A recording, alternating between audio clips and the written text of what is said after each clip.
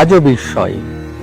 ব্রিটিশদের থেকে আত্মগোপন করতে এই রাজবাড়িতেই ছিলেন বিদ্রোহী কবি কাজী নজরুল।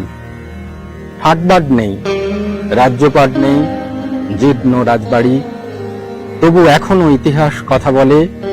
রাজবাড়ির ছাদ, খিলান, কড়িবর্গায় ফিস ফিস কানাকানি, কথা বলে ইতিহাস। খিলানের দরজায় করে যেন হাঁসফাঁস। ঘটনার ঘন ঘটা চারিদিকে জড়িয়ে, কত বিদ্রোহী কাহিনী নেব আজ কুড়িয়ে।